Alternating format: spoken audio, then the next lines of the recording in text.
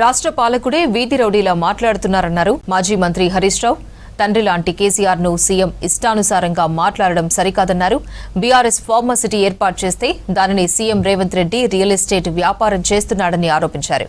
ఇకనైనా చిల్లర మాటలు ఆపి పెండింగ్ బిల్లులు విడుదల చేసి పనులు పూర్తి చేయాలని డిమాండ్ చేశారు హరీష్. సిద్దిపేట జిల్లా నాసర్పురలో అర్బన్ రెసిడెన్షియల్ స్కూల్లో బ్లాంకెట్స్ పంపిణీ చేశారు హరీష్ రావు. విద్యార్థులకు సరఫరా చేసే సరుకులను పరిశీలించారు. తర్వాత విద్యార్థులతో మాట్లాడి వారి సమస్యలను తెలుసుకున్నారు హరీష్ రావు.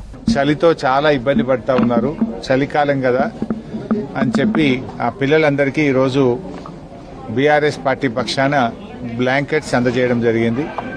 అట్లనే పిల్లలకు పొద్దున్నే చలికాలం కనుక చన్నీళ్లతో స్నానం చేయడం ఇబ్బందిగా ఉందని పిల్లలు చెప్పడం దృష్ట్యా మా స్థానికంగా ఉండే పవనసుత యూత్ ఆధ్వర్యంలో పిల్లలకు ఒక వాటర్ గీజర్ను కూడా ఈరోజు అందజేయడం జరిగింది.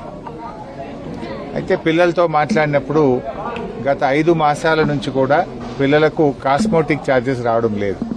అంటే ముఖ్యంగా నెలకు 200 రూపాయలు ఈ కాస్మోటిక్ ఛార్జెస్ పిల్లల హెయిర్ కటింగ్ కానీ, టూత్ పేస్ట్కు, బ్రష్కు, సబ్బుల కోసం, కొబ్బరి నూనె కోసం పిల్లలకు ఈ 200 రూపాయలు మనం ఇవ్వడం జరుగుతుంది.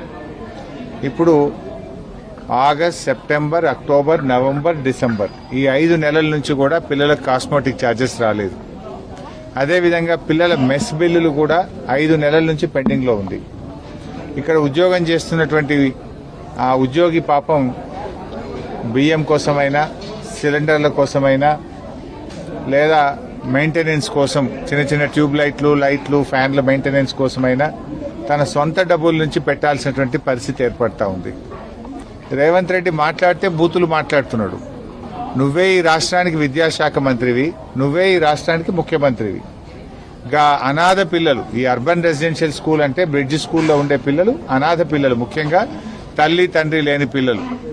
ఈ అనాథ పిల్లలకు కడుపు నుండి అన్నం పెట్టే చేతనైతలేదా నీకు? ఈ అనాథ పిల్లలకు కాస్మోటిక్ ఛార్జెస్ ఇవ్వడం చేతనైతలేదా? మాటలు పెద్ద పెద్దగా మాట్లాడతావు కదా, టైం వస్తుంది బిడ్డ. నువ్వేదో బిర్ర వీగుతున్నావు, అహంకారంతో కళ్ళు నెత్తికెక్కి మాట్లాడుతున్నావు. మళ్ళీ గెలుస్తా, 2/3 గెలుస్తా అని పెద్ద శపథాలు చేస్తున్నా అని మాట్లాడుతున్నావు. వెనకట కూడా గిట్లే శపథం చేసినావు. కొడంగల్లో ఓడిపోతే రాజకీయ సన్యాసం తీసుకుంటా అన్నావు. పొల్లు ఒడగొట్లే నిన్ను కొడంగల్లో. రాజకీయ సన్యాసం తీసుకున్నావా? మాట తప్పినవా? మాట తప్పినవు నువ్వు. మాట తప్పుడు నీకు అలవాటు, పార్టీలు మారుడు నీకు అలవాటు, పదవులు కొనుక్కోవడం నీకు అలవాటు, కమిషన్లు కొట్టుడు నీకు అలవాటు. చిల్ల